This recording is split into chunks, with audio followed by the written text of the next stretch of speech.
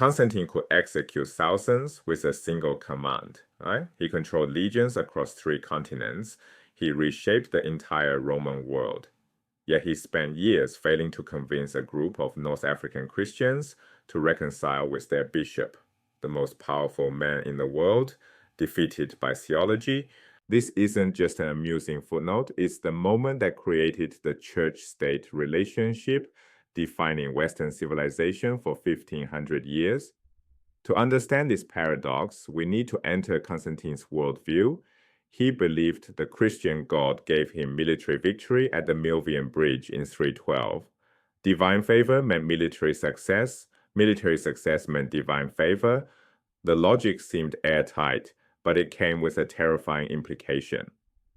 If God rewarded unity, then God punished division. A divided church meant an angry God. An angry God meant withdrawn divine favor. Withdrawn divine favor meant military defeat, plague, famine, cosmic disaster. This wasn't cynical politics. Constantine genuinely feared the consequences of religious disunity. Theological disputes weren't academic debates. They were threats to imperial security. So when Constantine discovered Christians fighting among themselves, he had to intervene. What happened next would teach him a brutal lesson. The Donatists were North African Christians who rejected any bishop who had surrendered scriptures during the Great Persecution. These traditors, literally handers over, had betrayed the faith. Donatists refused communion with them or anyone they ordained. Constantine tried everything. First, he appointed judges to settle the dispute. The Donatists rejected the verdict. Second, he called a larger council at Arles in 314. The Donatists rejected that too. Third, he turned to persecution, confiscating Donatist property, exiling their leaders. This only hardened their resolve. Martyrdom strengthened their movement. Finally, Constantine ordered everyone to simply stop discussing the controversy. Impossible to enforce. 4 strategies, 4 failures. The Donatist failure revealed something profound. Coercive power that works on bodies doesn't work on beliefs.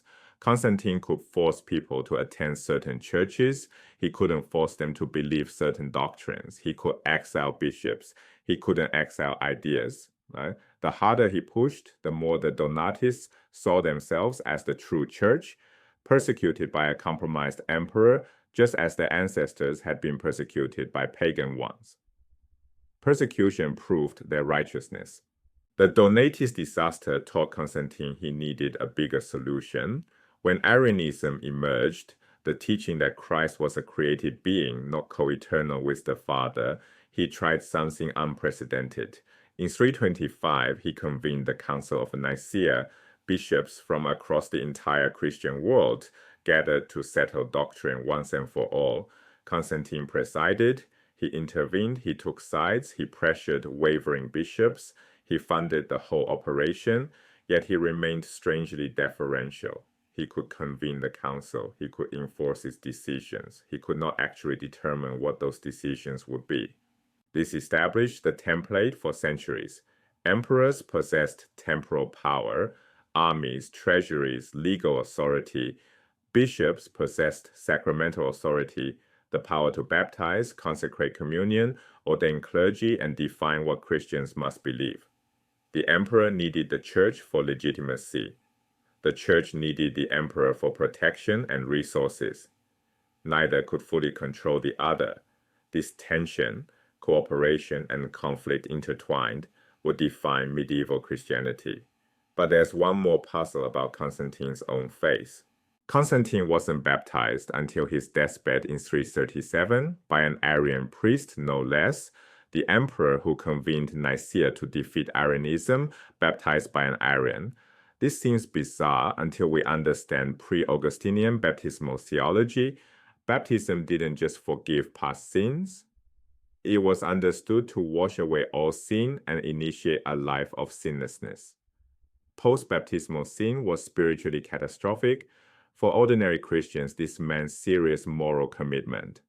For emperors, generals, and judges, people whose duties required violence, deception, and brutal decisions, it posed an impossible dilemma. How do you remain sinless while commanding armies? The solution: delay baptism until your deathbed. Spend your life doing what power requires: warfare, executions, political ruthlessness, then receive complete forgiveness at the end. This wasn't a loophole or cynical manipulation. It was internally coherent given the theology. The obvious risk: sudden death before baptism. Constantine gambled and won, dying with time to receive the sacrament. Many others weren't so fortunate. This practice reveals how early Christians understood the genuine moral compromises of wielding power. These 4th century experiments established patterns echoing for centuries. The council model, emperors convening bishops to settle doctrine, became the template for medieval church governance. The limits of coercion, persecution, strengthening rather than eliminating dissent, will be relearned during the Reformation.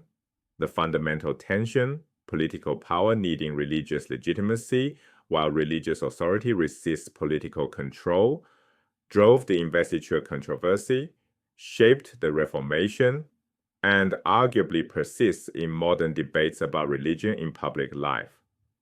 Constantine discovered something every political power has had to relearn. You can legislate behavior, but you cannot legislate belief. You can force people into churches. You cannot force faith into people. The boundary between church and state was born contested and has remained so ever since.